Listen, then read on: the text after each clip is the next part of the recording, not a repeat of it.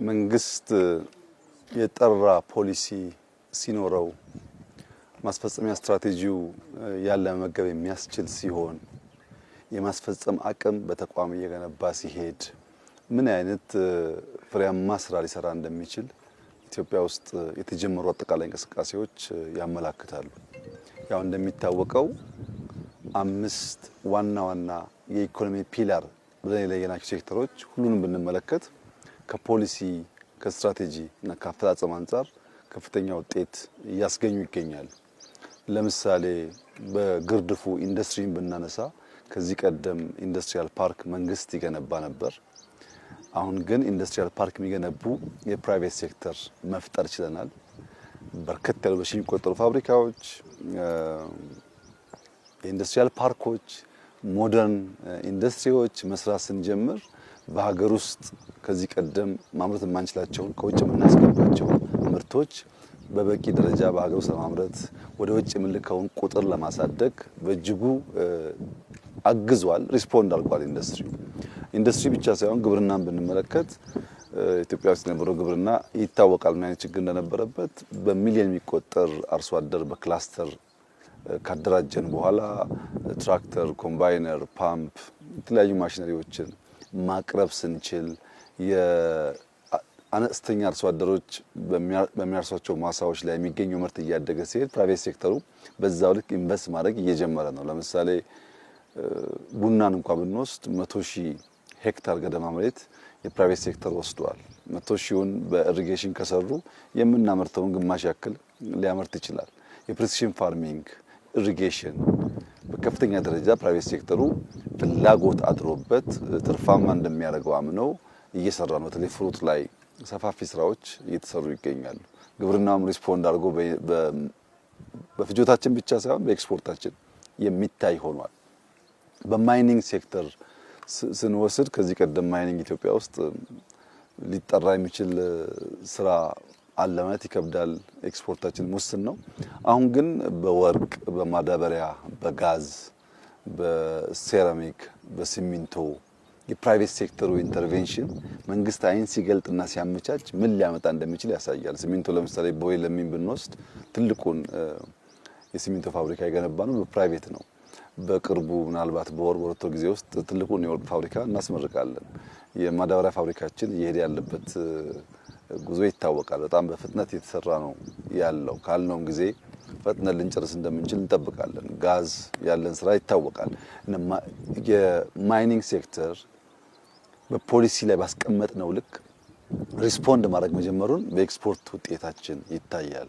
ቴክኖሎጂ ብንወስድ ሞባይል ማስፋት፣ ዳታ ማስፋት ብቻ አይደለም። በቴሌኮም ብቻ የነበረውን ሌላ ፕራይቬት ሴክተር ሳፋሪኮም ስናመጣ ኮምፒቲሽን ሲፈጠር ዳታ ፔኔትሬሽን ሲያድግ እነ ኤአይ ሲጨመሩ እነ መሶብ ሲጨመሩ እነ 5 ሚሊዮን ኮደር ሲጨመሩ ቴክኖሎጂ በደንብ ሪስፖንድ እያደረገ ኢኮኖሚያችን የሚያነቃቃና የሚያስተሳስር እየመጣ ነው ያለው።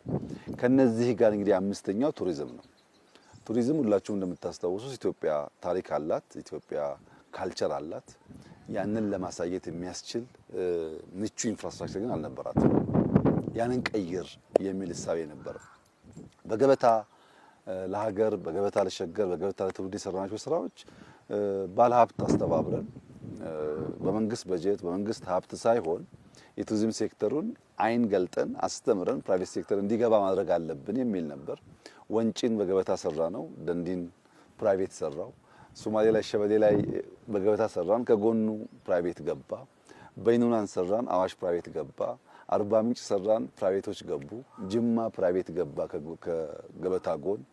ሚዛን ተፈሪ እንደምታውቁት ፕራይቬት ገባ። ከዚህ ቀደም እነዚህ ሁሉ ፕራይቬት ሴክተሮች ምን እጅ እግራቸውን ያዛቸው የተባለ እንደሆነ በግልጽ ስትራቴጂ የሚደገፉ መሆን ስላልቻሉ አሁን በጣም በስፋት ስራ ጀምረዋል። ለዚህ ለኮፕ እንኳን ስንወያይ አሁን 20,000 ገደማ ያለው የአልጋ ካፓሲቲያችን እንግዳይ መቀበል ወደ 80,000 ለማሳደግ የሚያስችሉ ስራዎች ኢትዮጵያ ውስጥ የተሰሩ ነው። በጣም ትልቅ ስራ ነው። ከዚህ ላይ እንግዲህ ኤርፖርቱ፣ መንገዱ፣ ኢነርጂው እየተጨማመረ ሲሄድ እየመገበው ሲሄድ ዘሆል ፖሊሲውን በከፍተኛ ደረጃ አጉልቶ ያሳያል። አሁን የምንገኘው ደንዲ ሎጅ ነው። ከወንጪ 13 ኪሎ ሜትር ገደማ ራቅ ይላል። በጣም የሚያምር መልክዓ ምድር ነው። የሚያምር መልክዓ ምድር መሆኑ ብቻ ግን አይደለም። በጣም የሚደንቀው ይሄ ወንጪ፣ ደንዲ፣ ወሊሶ የሚባለው እዚህ በ30 40 ኪሎ ሜትር ራዲየስ ውስጥ ያለ ከባቢ ታሪካዊ አካባቢ ነው። ኢትዮጵያን እንደ ኢትዮጵያ የሰሩ ኢትዮጵያን እንደ ኢትዮጵያ ያቆሙ ለኢትዮጵያ ደማቸውን ያፈሰሱ አጥንታቸውን የከሰከሱ የጀግንነት ልክ የሆኑ የኢትዮጵያዊነት ልክ የሆኑ የኢትዮጵያዊነት መገለጫ የሆኑ ጀግኖች የፈሩት እዚህ አካባቢ ነው። ከሞላ ጎደል የኢትዮጵያ ጀግኖች መናኸሪያ ቢባል ምንም አያሳፍም። ለምሳሌ የመጀመሪያው መከላከያ ሚኒስቴር ሀብቴ አባመላ አገራቸው እዚህ ነው።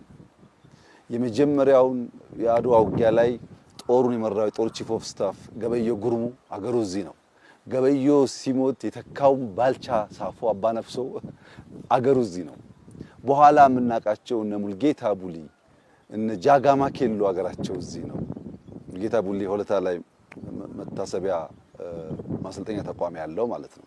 እነ ከቤ ቡዝነሽ ጣሊያንን በማስተቃየት የሚታወቁት እነ ገረሱ ሉኪ የብዙ ጀግኖች መፍለቂያ ነው። ኢትዮጵያ ስንል ደምና አጥንታቸውን ከስክሰው የሰሩ አባቶቻችን መናኸሪያው ይሄ ነው። ይሄንን ታሪክ ይሄንን እውነታ መግለጥና ማሳየት የምንችለው እንደዚህ ያሉ ቦታዎች አብረው ሲገለጡ ነው። ሰው እዚህ ሲመጣ የሀብቴ አባመላ ሀገር፣ የባልቻ አባነፍሶ ሀገር፣ የገረሱ ሉኪ ሀገር፣ የከቤ ቡዝነሽ ሀገር እያለ ታሪካቸውን እየመነዘረ ጠላትን ወራሪን እንዴት አሽመድምደው የኢትዮጵያን ነጻነት እንዳስጠበቁና ኢትዮጵያ ምትል ሀገር ስትሸጋገር ቆይታ እኛ ጋር እንደደረሰች የኛም ኃላፊነት እነሱን መስሎ እነሱን ተከትሎ ማሸጋገር እንደሆነ ለማሳየት ለመግለጥ ያግዛል። እንግዲህ ደንዲ እንደምታዩት በጣም በተፈጥሮ የበለጸገ የሚያምር ቦታ ነው። ያ ታሪክ አለ፣ ተፈጥሮ አለ። ይህንን ግን የሚመግብ ነገር አልነበረም። የዛሬ 5-6 ዓመት ወንጪ ደንዲ መምጣት አስቸጋሪ ነው። መንገድ የለም፣ መብራት የለም፣ ቴሌኮሙኒኬሽን የለም። እኔ እንኳን ስመጣ አልነበረም። ዛሬ ግን ከአዲስ አበባ አምቦ ብቻ ከአምቦ ወንጪ ከወንጪ ደንዲ ብቻ አይደለም፣ ከአስጎሪ ደንዲ መንገድ እያለቀ ነው ያለው። ከወሊሶ ወንጪ ደንዲ መንገድ ኦልሞስት አልቋል። ሶ በወሊሶ በኩልም በአምቦ በኩልም መምጣት ቢፈልግ የሚያስችል ነገር አለ። መንገዱ ሰርተናል፣ መብራት አስገብተናል፣ ቴሌኮም አምጥተናል። እንደዚህ ያለ ያማረ ሪዞርት በመንግስት አስተባባሪነትም በፕራይቬት ሴክተርም ተሰርቷል። ይሄንን አይቶ ከአዲስ አበባ በአንድ ሰዓት ተኩል ቢበዛ 2 ሰዓት መጥቶ መስተናገድ የሚቻልበትን እንደዚህ ያለውን ቦታ ማንም ሰው ሚስ ማድረግ አይፈልግም። በነገራችን ላይ ከአዲስ አበባ መነሻ አድርጎ ወደ 5ቱም በሮች 100 ኪሎ ሜትር ወደ አዳማ ይታወቃል ሃይዌይ አለ። ለምሳሌ ወደ አምቦ የቀደመው መንገድ እንዳለ ሆኖ ሌላ መንትያ መንገድ እየሰራ ነው።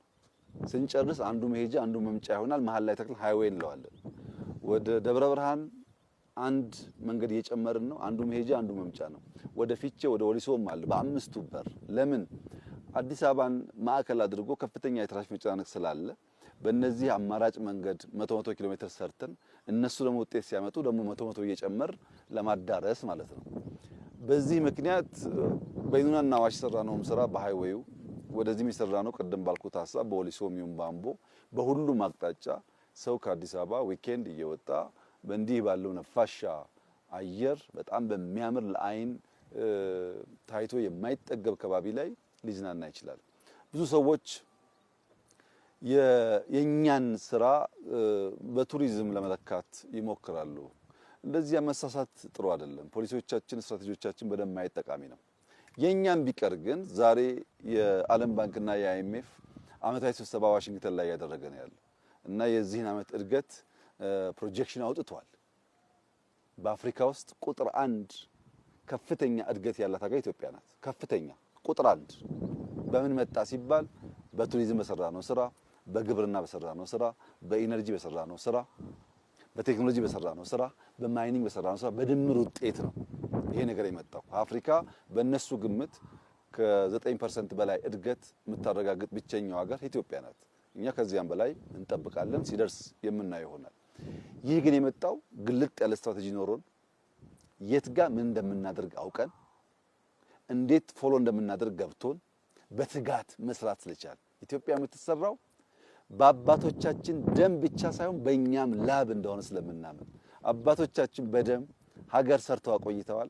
እኛ ደግሞ በላባችን ኢትዮጵያ መገንባት እንችላለን። ከዚህ ውጭ ያለው አማራጭና አካሄድ ብዛም አዋጭ አይደለም። እንግዲህ ከአባቶቻችን ሲያስፈልግ ተዋክቶ ነፃነትን መጠበቅ ተምረን እኛም በተግባር አሳይተናል።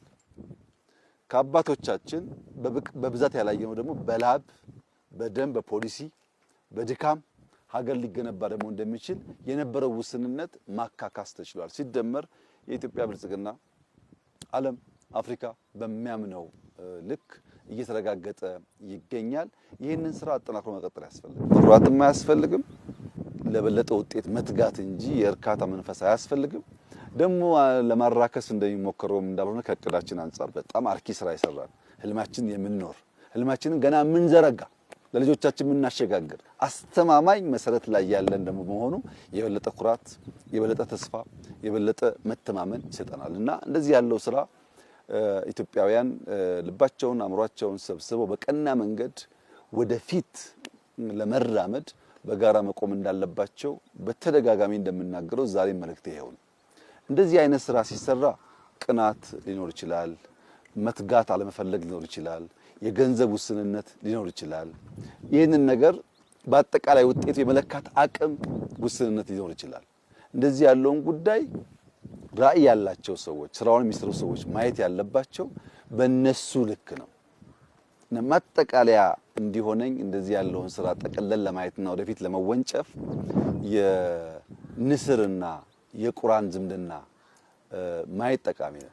ንስር በባህሪው አርቆ የሚያይ ብዙ ከለሮች የሚያይ በከፍታ የሚበር በከፍታ የሚመላለስ ከከፍታውም በከፍተኛ ርቀት አይቶ አልሞ አድኖ መብላት የሚችል በጣም ብርቱ የብዙ ጀግንነት የብዙ ብቃት መለኪያ ነው። ቁራ በአንጻሩ የቆሸሸ ቦታ የሚውል በመጮህ በማልቀስ አካባቢ ይበክል ባለበት አካባቢ ላይ ከሚበላውም ከሚረጨውም የተነሳ ብዙ የሚቆሹ ነገሮች የሚታዩበት የአዋፍ ዝርያ ነው። ይሄ የአዋፍ ዝርያ ከሌሎች በተለየ መንገድ ንስርን ሊፋለመው ይሞክራል። መቼ ንስር መጥቶ መሬት በሚያርፍበት ሰዓት ቁራ ከላይ ያርፍበትና ንስሩን አንገቱ ላይ የመደብደብ ለመናከስ የመሞከር የመተናኮል ስራ ይሰራል። ንስሩ ግን ቁራው ከላይ ተቀምጦ እየደበደበኝ ስለሆነ ምላሽ ልስጥ አይልም። ምን እያደረክ ነውም አይለውም። ሙከራህ ምንድነውም አይለውም። ከቁራው ሰፈር በከፍተኛ ፍጥነት ወደ ራሱ ሰፈር ይበራል። ከፍታን ለንስር ዝቅታን ለቁራ አርጎ ፈጥፎ ተሰጠ። ወደ ላይ የወጡ በሄዱ ቁጥር ቁራው እንኳን ከላይ ሆኖ መደብደብ እንኳን ከላይ መቀመጥ ከፍታውን መቋቋም ስለማይችል መፈጥፈጥ ይጀምራል። ንስሩ ግን ምንም ነገር አይሰራም። ብድግ ብሎ ወደ ከፍታው ነው የሚሄደው። እኛ እንደሱ ነን። ወደ ከፍታችን እንበራለን፣ ህልማችንን እናሳካለን፣ ጩኸቱን ለቅሶውን ለቁራዎች እንተዋለን። በዚህ አግባብ የኢትዮጵያን ብልጽግና እናረጋግጣለን። ሰዎች የንስር እይታና ምልከታ ካላቸው በንስር ልክ ለመመላለስ ባዩትና በያዙት መንገድ መጓዝ ያለባቸው። ያ ሲሆን ብልጽግና ማረጋገጥ ይቻላል። በቱሪዝም ሴክተር 100% ያቀርነው አሳክተናል። 100% ከዚያም በላይ ማለት ይቻላል። ለምሳሌ ባለፉት 9 ወራት ኢትዮጵያ ውስጥ የነበረው ኢንተርናሽናል ኩነት አምና ዓመት ሙሉ ከነበረው ይበልጣል። ቱሪዝም አድጓል። በሎካሊም ኢንተርናሽናልም ይቀጥላል። ኮፕን ጨምሮ በጣም ሰፊ ድል ከፊታችን ስላለ በመበርታት በመስራት በመልፋት በውጤት ተቋም በማጠናከር አቅም በማጎልበት ወደፊት መጓዝን ብቻ ማሰብ ተገቢ ይሆናል። እዚህ ቦታ ላይ ይህንን ስራ የሰሩ ዲዛይነሮች፣ ኮንትራክተሮች፣ የተሳተፉ ሰዎች፣ ኢንቨስት ያደረጉ ሰዎች በሙሉ ምስጋና ይገባቸዋል። የከባቢው ማህበረሰብ እንኳን ደስ ያላችሁላቸው ወዳለው በርተው ተጠናክረው ይህንን ስራ በማስፋት የቱሪዝም ፍሰትን በማሳደግ እያንዳንዱን ሃውስሆልድ ገቢ ማሻሻል የሚችል ስራ እንደምንሰራ ተስፋ አደርጋለሁ። እጅግ በጣም አስደሳች ውሎና ቆይታ ነው። እጅግ አድርጌ አመሰግናለሁ።